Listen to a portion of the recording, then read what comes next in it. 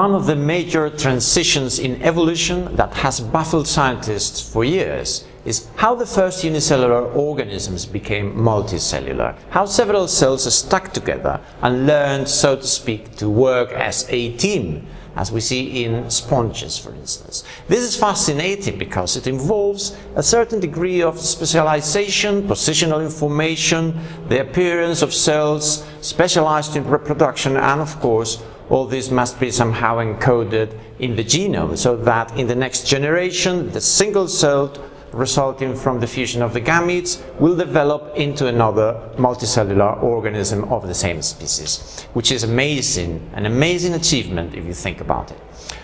Fortunately, we know the genomes of some organisms living today that show us how all this could have come about. Recently, researchers have been able to sequence and compare the genome of two green algae which are very closely related. One of them is called Chlamydomonas, and it behaves as strictly unicellular, whereas the other, known as Volvox, forms multicellular colonies of up to 50,000 undifferentiated Chlamydomona-like cells, colonies that swim together towards light. So, comparing the genomes of the two of them, we should be able to find some of the genes responsible for a multicellular type of behavior.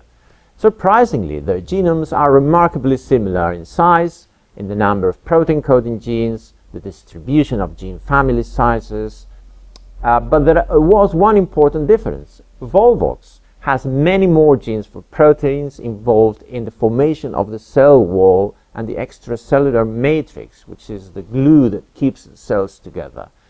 And many of these extra genes are actually quite different from the genes found in Chlamydomonas. So we can see already at this point in evolution some degree of specialization in the genome of a multicellular-like species in plants. Even so, scientists believe that Volvox acquired a colonial lifestyle about 200 million years ago, quite recently in evolutionary terms. There must have been some steps towards multicellularity before that. In fact, in animals, we can go a lot further back in time. The dictyosteliid social amoebae also display this dual behavior because they are usually unicellular but undergo multicellular development when nutrients become limiting for growth. When this happens, these organisms go through a process that includes the aggregation of individual cells into an initial mound, then a sort of slug is formed which migrates, it actually moves, and eventually you can see the formation of a fruiting body hanging from a stalk of dead cells with differentiated spores inside. All these steps, of course, require a certain degree of cooperation, interaction between cells, cellular chemotaxis, the coordinated movements of cells, differential cell adhesion, an innate immune system, and the programmed death of stalk cells, presumably to allow the dispersal of the spores. Dictyostelium discoideum was the first amoeba to have its genome sequenced back in 2005, and only a couple of years ago the genome of another Dictyostelium, Dictyostelium purpureum, was sequenced as well. These two genomes gave us some clues about how these slime molds, as they used to be known, can do the trick of becoming social. They have about 12,000 genes, half of the protein-coding genes of humans, and twice the number of genes in a unicellular eukaryote such as yeast, for example. So it is a fairly large number of genes. And more importantly, these genomes encode some types of proteins that might mediate all these processes required for cellular cooperation and that were previously thought to be unique to metazoans. For instance, certain transporters, G-protein-coupled receptors, proteins of the cell surface that are important for the communication of cells with other cells. They even code for some receptors used for the communication between nerve cells in animals. What are those receptors doing in an amoeba without neurons? We don't know, but they probably serve some function in the communication and the cooperation between cells when they become colonial. So you see, comparing the genomes of different types of unicellular eukaryotes and primitive multicellular animals is giving us a lot of insights into the origins of multicellularity. For instance, we know now something really surprising. Many genes associated with multicellularity are also present in the closest known relatives of true animals, which are the choanoflagellates. Choanoflagellates are a group of unicellular flagellated protozoans, but some of them can also form colonies, and therefore they are also considered precursors of multicellularity. Genetic analysis of the choanoflagellate Monozyga brevicollis has revealed the oldest non-animal versions of animal genes involved in cell signaling and cell adhesion. Protein tyrosine kinases or cadherins, for instance. But the function of these genes had been studied only in multicellular animals, so it is not clear what these signaling and adhesion genes are actually doing in a unicellular choanoflagellate.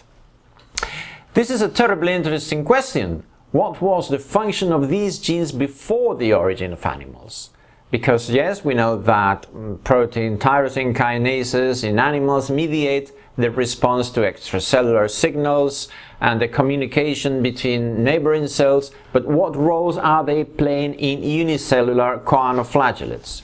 Well, we really don't know. It seems that what happens is that choanoflagellates already encode in their genomes some domains which are typical of extracellular matrix proteins. But apparently they are not organized in the combinations and patterns that are found in metazoan extracellular matrix proteins. So apparently some of the pieces are there, but they are not arranged in the right way, For example, choanoflagellates have a gene which is similar to one region found in hedgehog proteins in animals. The hedgehog gene family encodes key signaling proteins. This rearrangement of pre-existing genetic modules will be a recurring theme in our study of genome evolution. All materials that were present in ancestral organisms are co-opted and arranged in new ways, so they can perform new and more complex functions. The upshot of this being a surprising increase in phenotypic complexity.